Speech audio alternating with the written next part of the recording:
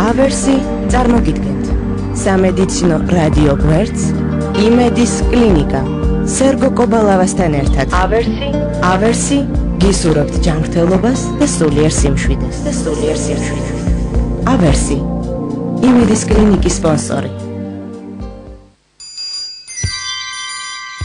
მოგესალმებით მეგობრებო, იმედის კლინიკა იწყებს მუშაობას რადიო იმედის არხზე, სამედიცინო გამოშვება, რომელსაც სერგო კობალავა უძღვებით. დღეს 5 დეკემბერია, შაბათი დღე, ჩვენ შესაბამისად პირდაპირ ეთერში ვიწყებთ მუშაობას და უახლოესი ნახევარი საათის განმავლობაში ვისაუბრებთ როგორც ყოველთვის ძალიან საინტერესო სამედიცინო საკითხზე და ასევე ძალიან საინტერესო სტუმარი გვყავს დღეს. თუ ვინ იქნება ჩვენი სტუმარი, რა თემაზე აიგება გადაცემა, ამას რამდენიმე წუთში აუცილებლად გეტყვით.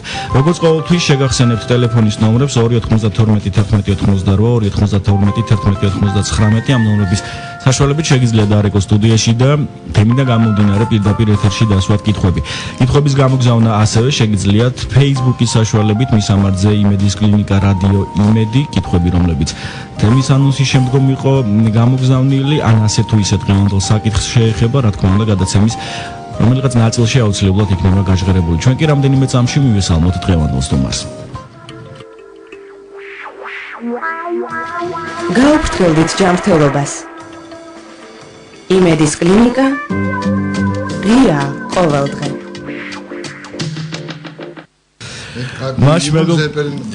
მაშ მეგობრებო, ჩვენ დღეს საუბრობ ძალიან აქტუალურ საკითხზე, ეს არის კიდურების მოყინვის შეგრძნება, თვითონ სიმპტომი, რომელიც ძალიან ბევრ პაციენტს აიძულებს სხვადასხვა პროფილის ექიმთან ვიზიტს, ძალიან ხშირად ლოკალიზდება ეს სიმპტომი, ძირითადად ალბათ ჩვენი სტუმარი დაგვეთანხმება, ძირითადად ალბათ ქვედა კიდურების ან ტერფების მიდამოში, თუმცა არც ზედა კიდურებზეა ანალოგიური სიმპტომატიკა იშვიათი.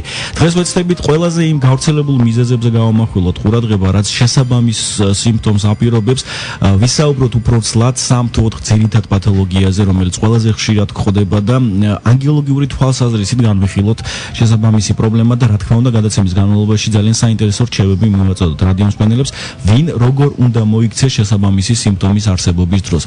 ჩვენი დღევანდელი სტუმარი იქნება ავერსის კლინიკის სილზართა და ავადებების მიმართულების ხელმძღვანელი მეცინის დოქტორი ბატონი კახაკუნთელია. დიდ მადლობას გადავუხთ იმას მობრძანებისთვის და მივესალმები. გამარჯობა. გამარჯობა. ანუ გახა თავდაპირველად სანამ გადავალთ უშუალოდ ამ სიმპტომზე, მოდით მოკლედ ვთქვათ, რა თავისებურება აქვს ქვედა კიდურების წარზიდული ნაწილების დავუშვათ ტერფების და მტევნების სისხლის მომარაგებას, ვენური სისხლის მომარაგება, არტერიული სისხლის მომარაგების თავისებურება, რადგან შესაბამისი ანატომიური თავისებურების გაგების გარეშე ალბათ ძალიან რთული იქნება აღქმა იმ პათოლოგიებისა, რომელიც აპირობებს ამ პათოლოგიების გამოვლენას. პაციენტების უმეტესობა, რომელიც მოგმართავს კლინიკაში, ნაკლებად არის გათვითცნობიერებული ადამიანის ანატომიაში და ვფიქრობ, ღირს რამდენიმე წუთი დავუთმოთ ამას, ვინაიდან არტერიასა და ვენას შორის, რომელიც არის ძირითადი სისხლძარღვები ორგანიზმში, არის ძალიან დიდი განსხვავება რა. ესე იგი,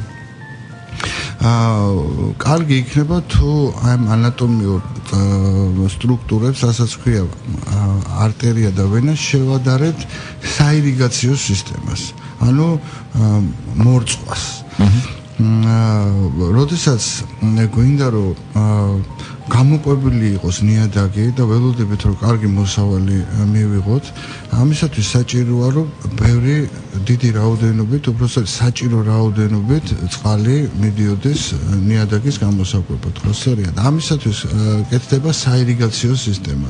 ზუსტად ესე არის ორგანიზმშიც, ორგანო რომ ნებისმიერი ორგანო რომ თავის ფუნქციას კარგად ასრულებდეს, ამისათვის საჭიროა რომ იყოს კარგად მოგვარებული მისი ირიგაციის საქმე და მათ შორის ქვემო კიდურების. ანუ საირიგაციო მოსარწყავი სისტემა ეს არის არტერია. მაშინ რა არის ვენური სისტემა, ხო? ვენური სისტემა ეს არის სადრენაჟო ფუნქცია. ანუ არტერიას მიაქვს, თქვათ ამ შემთხვევაში, ყველაზე ესეთი ცნობილი მომენტი ჟანგბადი, ქსოვილამდე და ვენა უკვე ამ მოხმარებულ სისხლს, ასე ვთქვათ, ადრენირებს კიდურიდან. იმ შემთხვევაში თუ საირიგაციო სისტემა შევიწროებულია ან ჩახერგილი, ან იმ რაოდენობით სისხლი არ მიდის ორგანომდე, ასეთ შემთხვევაში ორგანო განიცდის შიმშილს და სამედიცინო ენაზე და უკვე საზოგადოებაც კარგად იცნობს ამ ტერმინს, განიცდის იშემიას. ეს შეიძლება იყოს გულის იშემია, ტვინის იშემია, ანუ პირველ შემთხვევაში ეს ყველაზე ესეთი არასასურველი დაბოლოება იშემიის ეს არის ინფარქტი, ტვინის შემთხვევაში ეს არის ინსულტი და კიდურების შემთხვევაში ეს არის განგრენა, ასე ვთქვათ. და ალბათ ამის ცოდნა ადამიანისთვის პაციენტისთვის აუცილებელია, რომ სისხლის მომარაგების შეზღუდვა შეიძლება კიდურის დაკარგვამდე მიიღოს. ყველაზე კარგი პერიოდი ამის გამოსავლენად არის ზამთარი, როდესაც ბუნებაში ტემპერატურა დაბალია, ისეთად შევიწროებულია საზღვაო კალაპოტი და თუ პაციენტს შევიწროებული აქვს ოდნავ მაინც სისხლძარღვები, აი საირიგაციო სისტემა, რასაც არტერია ქვია, ასეთ შემთხვევაში აუცილებლად მეტად მოეყინება ის კიდური, მეტად უფრო გაუცივდება და მეტად შემაწუხებელი იქნება მისთვის, ვიდრე თქვათ სხვა ადამიანისთვის, ან და თუ ერთ კიდურზე არის ეს განვითარებული შევიწროება, მეორე კიდურთან შედარებით უფრო მოეყინება. ანუ განსხვავება იქნება ტემპერატურული კიდურების შორის. ბანოკა ხა ძალიან საინტერესოა. მოდი ზოგადად თქვა ჯერჯერობით ის პათოლოგიური მექანიზმები და ფაქტორები, რომლებიც როგორც აღნიშნეთ, აი ამ საირიგაციო სისტემაზე მოქმედებს არასახარბიელო და იწვევს სხვადასხვა პრობლემას. აქვე კიდევ ერთხელ გავამახვილოთ ყურადღება, რომ ძირითადი აქცენტი მაინც ქვედა კიდურების სილზარღვო ან კალაპოტზე შეჩერდება, რადგან კლინიკურად გამოვლინებები და პათოლოგიები ამ სისტემაში უფრო მეტია, ვიდრე სიტუაცია თქვათ მტევნის არეში. გასაგებია. კი, 99% და მეტი ალბათ სისხლძარღვების შევიწროებით მოგმართავენ პაციენტები ქვემო კიდურების არეში.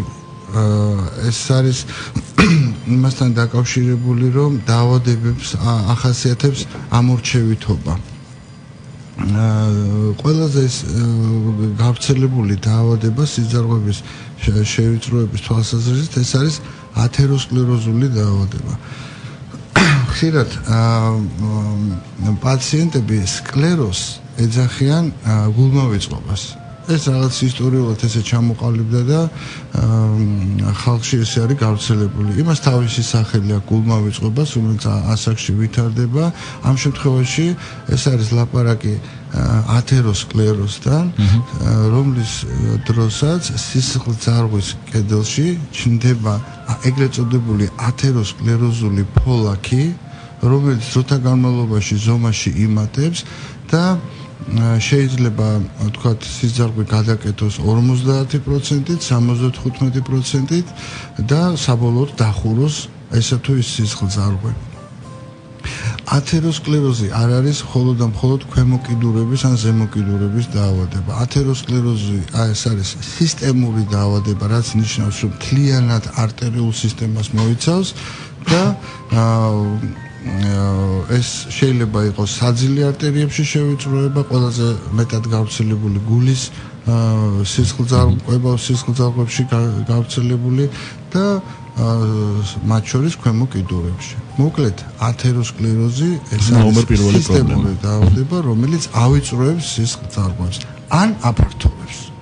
და ეს უკვე ანევრიზმული დაავადებაა, გაფართოვება და ალბათ შემდეგი გადაცემის თემა იქნება ეს დღეს. ალბათ ვილაპარაკებთ მხოლოდ შევიწროებულ სისხლძარღვებს. მეორე ძირითადი პრობლემა ეს არის შაქრიანი დიაბეტი. და დიაბეტური ტერფის სინდრომი ეს არის ერთ-ერთი ნომერ პირველი პრობლემა, რითაც შეიძლება გართულდეს ეს დაავადება და რის გამოც ანგიოლოგებს აკითხავენ ძალიან ბევრი პაციენტი შეპყრობილი ამ პათოლოგიით. კი, შაქრიანი დიაბეტი უშუალოდ თვითონ სისხლძარღვების შევიწროვებას ბევრად უფრო ნაკლებად იწვევს, ვიდრე მეორე გართულებას, რომელსაც დიაბეტური ნეიროპათია ქვია. მარტივად რომ ვთქვათ, ქვემო კიდურებში შაქრიანი დიაბეტი უფრო იწვევს ნეიროპათიას, ანუ აზიანებს უფრო ნერვულ სისტემას ქვემო კიდურებში, ვიდრე სისხლძარღვებს. რატო არის საბარო ხშირად კარგავენ ქვემო კიდურებს დიაბეტური განგრენის გამო პაციენტები?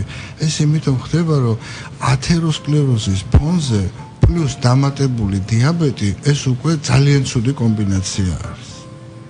ამიტომ ერთ მომენტს ვიტყვი, რომ როდესაც ჩვეულებრივი ესე იგი ბანალური ათეროსკლეროზი აქვს პაციენტს, აქვს შერჩენილი თვისება იმისა, რომ დამატებითი სისხლძარღვები გამოიმუშავოს. ანუ მთავარი მაგისტრალური სიძარღვე შეიძლება დაკეტილი იყოს, მაგრამ განვითარებული იყოს გვერდით-შემოვლითი გზებით ახალი სისხლძარღვები, ხო? ეგრეთ წოდებული კოლატერალები, ხო? დიაბეტისთვის არის ეს ვერაგი თვისება დამახასიათებელი, როდესაც მაგისტრალური სიძარღვები დახურულია, დიაბეტის ფონზე კოლატერალური სიძარღვები არ ვითარდება და თუ არის განვითარებული, მალევე იხულება. ხოლმე და ათეროსკლეროზული ფოლაკები აი ამ კოლატერალურ სისტემაშიც კი ჩნდება და ამიტომ როდესაც სიძარღვოვანი გართულება უფრო ცუდი შედეგებია დიაბეტის ფონზე, ანუ უფრო ხშირად იკარგება კიდური, ვიდრე ჩვეულებრივ ათეროსკლეროზის დროს.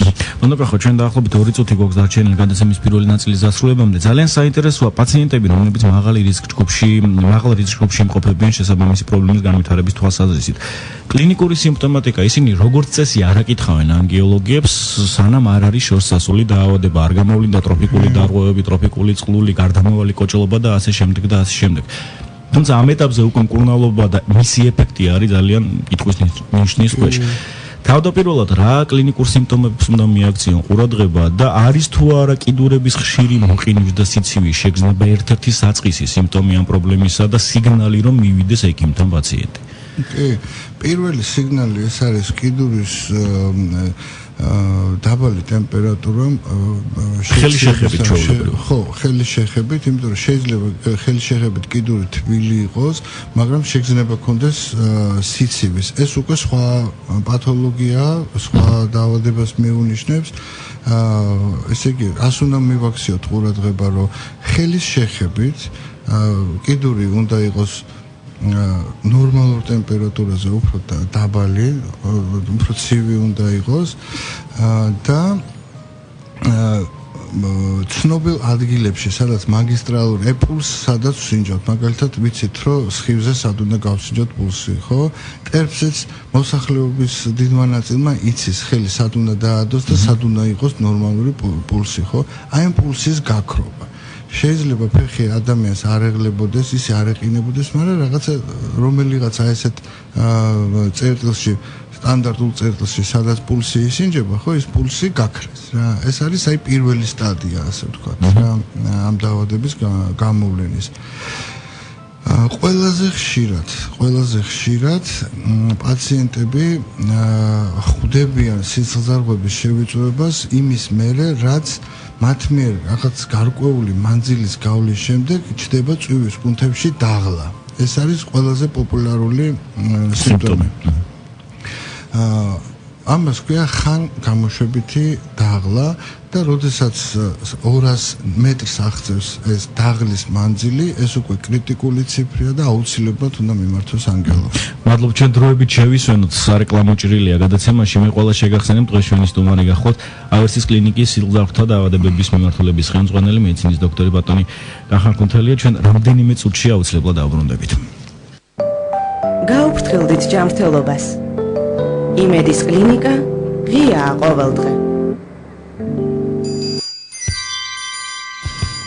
მაშ მეგობრებო, პატარა პაუზის შემდგომ გრძელდება ჩვენი საუბარი ბატონ კახა კუნთელიასთან. მადლობა კახა, ჩვენ კლინიკურ სიმპტომატიკაზე ვსაუბრობდით, ანუ ძირითადი სიმპტომი, რაც უკვე აღვნიშნეთ, ეს არის წვა, ტკივილი, ქვედაკიდურის მიდამოში, ეგრეთ წოდებული გარდამავალი კოჭლობა, სხვა რაიმე სიმპტომატიკა, რასაც უნდა მივაქციოთ ყურადღება. მაგალითად, თმის ვენა, კანის ან შეშუპება, ამ ფერის შეცვლა არის თუ არა რაიმე აქტუალური საწყის ეტაპზე პაციენტებისთვის?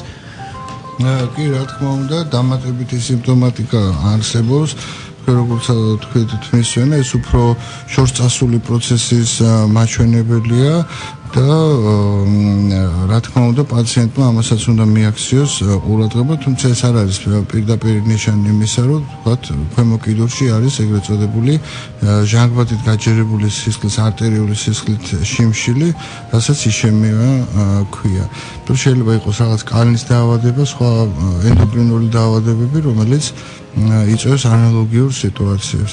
განსაკუთრებით დიაგნოზის დასმა სისხლძარღვების შევიწროების თვალსაზრისით ძნელია შაქრიანი დიაბეტით დაავადებულ პაციენტებში. ვინაიდან, როგორც ზემოთ ვახსენეთ, საქმე გვაქვს ეგრეთ წოდებულ დიაბეტურ ნეიროპათიასთან, რომელიც აი ამ კლასიკურ ნიშნებს აბსოლუტურად ცვლის და როდესაც პაციენტს შაქრიანი დიაბეტი აქვს, აუცილებლად უნდა მივიდეს ექიმთან, თვითონ არ უნდა მიიღოს რაღაც გადაწყვეტილებები, არც წინასწარ უნდა ჩავარდეს პანიკაში, თუ იქ რომელიმე ჩვენს მიერ ნახსენების სიმპტომი მოეჩვენება, რომ ახასიათებს მის სიტუაციას და ამიტომ ჯობია, რომ როდესაც პაციენტს აქვს შაქრიანი დიაბეტი, მივიდეს ექიმთან, გამოსცილ ექიმთან და მასთან ერთად გადაწყვიტოს, რომელი გამოკვლევა გაიკეთოს, რომელი აპარატით იქნას გასინჯული, მაგალითად ყველაზე ისეთ სტანდარტულ და საუკეთესო მეთოდს ოქროს სტანდარტს ამ ტერმინს ხშირად ხმარობენ ამ ბოლო დროს წარმოადგენს დუპლექს სონოგრაფია. რა არის დუპლექს სონოგრაფია? ეს არის ჩვეულებრივი ეხოსკოპიის აპარატი, რომელიც პარალელურად ხედავს სისხლძარღვს და მასში მოძრავს სისხლს.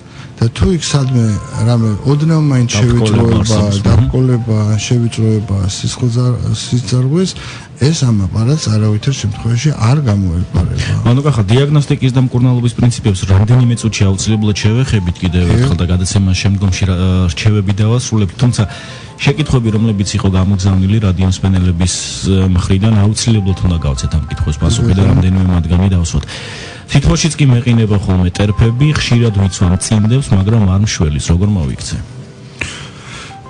ეს სიტუაცია ძალიან ნაცნობია სისხლძარღვების ექიმებისთვის და აუცილებლად ესეთ პაციენტმა უნდა მიმართოს თავის ოჯახის ექიმს პირველ რიგში და შემდეგ ან პირდაპირ შეიძლება სისხლძარღვების ექიმთან მისვლა, რასაც ჩვენ ანგიოლოგს ვეძახთ. შევამჩნია, რომ ცივ წყალში რეცხვის დროს თითები მილურჯდება და მეწყება წვა. ასე მჭირს ბოლო რამდენიმე თვეა. ვიფიქრე სარეცხვის საშუალების ბრალია გამოცვალე, მაგრამ იგივე მჭირს. რომელ ექიმს მივმართო და რა მოვიმოქმედო? ასევე აღნიშნული მდგომარეობა წარმოადგენს შეიძლება ითქვას, რომ საყურადღებო არის. მინდა ურჩიო სმენას თუ გვისმენს ახლა ალბათ, რომ აუცილებლად მიმართოს სისხლძარღვების ექიმს, იმიტომ რომ შეიძლება ეს იყოს დაავადება, რომელიც ტემპერატურაზე სისხლძარღვების სპაზმით გამოიხატება ხოლმე. ვაზოსპასტიური დაავადებები ქვია და აუცილებლად უნდა ნახოს. მადლობთ კითხვისთვის. ჩვენ რადიოსმენელი გველოდება და მოდით მისი კითხვა მოვისმენთ. გამარჯობა. გამარჯობა. მე მაინტერესებს ხირუდოთერაპია როგორ გამოიყენება სისხლძარღვების მკურნალობაში, აი წურბლებით მკურნალობა. დიდი მადლობა. დიდი მადლობა კითხვისთვის. კი, წურბელებით მკურნალობა საკმაოდ ეფექტური არის. ის ნივთიერება, რომელსაც წურბელა გამოყოფს, არის უნიკალური. ერთადერთი ყურადღება უნდა მიექცეს, რომ თვითონ ამ წურბელების შენახვას და მის სამედიცინო გამოყენებას აქვს თავისი წესი, ანუ უნდა იყოს მაქსიმალურად დაცული სტერილობა ამ პროცედურის დროს, რათა ხშირად ქონია პრაქტიკაში, რომ წურბელებით მკურნალობის შემდეგ იმ ადგილებში, სადაც წურბელა იჯდა, ჩნდება წყლულები, რომელიც შემდეგ ძალიან ძნელად ხორცდება შეტანილი ინფექციისა და განვითარებული აი ამ სეპტიური სიტუაციების გამო. მედიცინაში თვითონ ამ ჰირუდინი ქვია ამ ნივთიერებას, რომელსაც გამოყოფს და არის ჰეპარინის მაგვარი, ანუ სისხლის გამოთხელებელი ეფექტი აქვს მწურბელის მიერ გამოყოფილ ნივთიერებას და არის რამდენიმე პრეპარატი, რომელიც მზადდება სწორედ ხირუდინისგან და ძალიან ეს არის ძალიან გამოსადეგარია იმ სიტუაციაში, როდესაც პაციენტს გამათხელებლებებზე აქვს ალერგია. და ამ შემთხვევაში იხმარება ხოლმე ხირუდინი. მადლობთ დასმული კითხვისთვის. ტროფიკული წყლული, რაც გაჩენილია დიაბეტის გამო, შეიძლება თუ არა მორჩეს, უკვე თვეებია ვკურნალობ, მაგრამ არანაირი შვება არ მაქვს. კი, რა თქმა უნდა, ეს დიაბეტის ფონზე წყლულის შეხორცება საკმაოდ ძნელი არის. ყველაზე კორექტული და სწორი მკურნალობის ფონზე ვამბობთ, რომ სწრაფად შეხორცდა წყლული, თუ ეს შეხორცება გაგრძელდა 6 თვე, ზოგადად 1 წელი მაინც უნდა წყლულის შეხორცებას. ყველაზე კარგ პირობებში და ყველაზე ასეთი სწორი და ამ შემთხვევაში უბრალოდ მოთმინება, ექიმის რჩევების გათვალისწინება და შედეგს დაველოდოთ.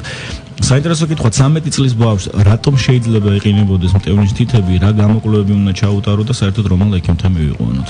ხელის თითები, ხო? ხელის თითები, დიახ. ხო. საერთოდ არ არის აუცილებელი, რომ ყველა სიმპტომს, რაც ადამიანს მეტნაკლებად გამოუძღვება, რაღაც სამედიცინო ტერმინოლოგია დავარქვათ. იმიტომ ბუნებაში ხდება ადამიანები, რომელთაც აქვს, თქვა, ცივი ხელები, ცივი კიდურები, არიან მცივანა ადამიანები. ანუ გენეტიკურად განპირობებული და რაღაც გარკვეული თავისებური ფიზიოლოგია აქვს. ხო, მაგრამ შეიძლება იყოს მექანიკური ზეწოლა ნერვებზე და სისხლძარღვებზე, არის ძალიან ცნობილი ესეთი სინდრომი, რომელსაც ქვია კუნკერტის გამოსვლის სინდრომი. როდესაც ლავიწი ან დამატებითი ნეკნი, კისრის ნეკნი, სადღაც კისრის და ლავიწის მიდამოში აწვება სისხლძარღვოვან კოვნას და მაგისტრალურ ნერვებს და იწვევს ბავშვებში ხშირად ესე ბავშვი, რომელიც სწრაფად გაიზარდა, ხშირად არის ხოლმე, რომ ასეთ ბავშვებში ვლინდება ზემოკიდურების სიცივე თითებში გაყინვა და ასე შემდეგ. მადლობთ. ბოლო კითხვა და შემდგომ გადავიდე ძირითად საკითხზე და პრინციპში ალბათ ჩვენს თემას ეხება ეს შეკითხვა. სიარული შემდგომ იწყება ტერფის მოყინვა და წვით შეგრძნება, როცა არ დავდივარ, ეს ჩივილი არ მაქვს. რისგან შეიძლება ეს პრობლემა მქონდეს? ისევ და ისევ სისხლძარღვების ექიმს უნდა მიაკითხოს პაციენტმა და აუცილებლად ჩაიტაროს ის სტანდარტული გამოკვლევები, რომელიც გამოავლენს ამა თუ იმ სიძარღვოვან პათოლოგიას. ანუ გახა ჩვენ დაახლოებით 4 წუთი გვაქვს დარჩენილი გადაცემის დასრულებამდე. მკურნალობის ტაქტიკა თუნდაც თანამედროვე სიტუაციაში, თუნდაც კლინიკაში, სადაც თქვენ მუშაობთ, რა სამკურნალო ღონისძიებები არსებობს, რა თანამედროვე მეთოდები არსებობს და რამდენად დიდი ეფექტურობა ამ მეთოდების გამოყენებისა ისეთი მძიმე პათოლოგიების დროს, როგორიც არის ქვედაკიდურების ათეროსკლეროზული დაზიანება, მაობლითირებელი ათეროსკლეროზი, დიაბეტური პრობლემატიკა და ასე შემდეგ. თუ რა თქმა უნდა აპრიორში გავითვალისწინებთ, რომ პაციენტმა დროულად მოაკითხა ექიმს. თავარი ამ სიტუაციაში არის, რომ ადამიანი არ მივიდეს ინვალიდიზაციამდე, ანუ კიდურის დაკარგვამდე. ამ ხრივ ჩვენს ქვეყანაში ძალიან დიდი ნაბიჯები გადაიდგა ბოლო რამდენიმე წლის განმავლობაში, ვინაიდან საშუალება მოგვეცა გვეწარმოებინა ის სტანდარტული ოპერაციები, რომელიც მანამდე ვერ ხერხდებოდა და შემოვიდა ისეთი პრეპარატები, რომელთანაც წვდომა არ ქონდა, თქვათ 10 წლის წინ. ამან 80%-ით გააუმჯობესა კიდურის შენარჩუნების სტატისტიკა ჩვენს ქვეყანაში. რამდენიმე წლის წინ გავაკეთეთ ესეთი დავითვალეთ, რამდენი კიდური მოიკვეთა საქართველოში და ეს იყო 1000 კიდური მოიკვეთა და განსაკუთრებული ყურადღება მივაქციეთ ამ საკითხს და ჩვენს კლინიკაში გავხსენეთ კიდურის შენარჩუნების ცენტრი. და მე ვფიქრობ, რომ ძალიან გაამართლა ამ იდეამ, ვინაიდან ბოლო რამდენიმე წლის განმავლობაში სულ 2-3 ეს შემთხვევა იყო კიდური ტერიტორიის დაკარგვის. ეს არის პირველ რიგში კორექტულად დანიშნული მედიკამენტები, რომელსაც ვეძახით სისხლის ძარღვების გამაფართოებელ საშუალებებს, სისხლის გამათხელებელ საშუალებებს და მეორე რიგში უკვე ქირურგიული ჩარევა, რომელიც არსებობს ორგვარი უსისხლო ოპერაცია ეგრეთ წოდებული, როგორც ამბობენ და ღია წესით ოპერაცია. ერთი სიტყვით რო დავარქვათ, ეს არის სისხლძარღვების რეკონსტრუქცია. ანუ დახურული სისხლძარღვის გაბურღვა, მასში სტენტის ჩაყენება და ეგრეთ წოდებული შუნტირების გაკეთება, რომ ვთქვათ, სათანადო რაოდენობით მიეწოდოს კიდურს სისხლი, რომ მოიხსნას ეს იშემიური ჩივილები, რომელიც არსებობს იმაში. მაგრამ ამას ყველაფერს აზრი აქვს მხოლოდ არამწეველებში. ეს შემიძლია რომ თამამად გითხრათ. ამიტომ პირველ რიგში მაყურებელს მინდა უთხრა, თუ სიძარღვები აწუხებს პაციენტს, არავითარ შემთხვევაში არ შეიძლება რომ თამბაქოს ატანოს. დიდი მადლობა. მე სამწუხაროდ მანიშნებენ გადაცემა ამოიწურა და მეც ვეღარ განვაგზავნოთ, მაგრამ მე იმედი მაქვს ეს არ იქნება ბოლო ჩვენი შეხვედრა და ანალოგიური თემატიკის ირგვლივ არაერთხელ შეხვდები და არაერთხელ ავაგებთ გამოშვებას. მე შეგახსენებთ დღეს ჩვენი სტუმარი იყო ავერსის კლინიკის სილძავთა დაავადებების მიმართულების ხელმძღვანელი მედიცინის დოქტორი ბატონი კახა კუნთელია. დიდი მადლობა მოგზაურობისთვის და დაგემშვიდობებით. იმედია მომავალ შეხვედრამდე. ჩვენც ამით ამოწუროთ დღევანდელი იმედის კლინიკა. ერთმანეთს ორშაბათში ვხვდებით. ნახვამდის. ავერსი გისურვებთ ჯანმრთელობას და სულიერ სიმშვიდეს. ავერსი იმედის კლინიკის სპონსორი.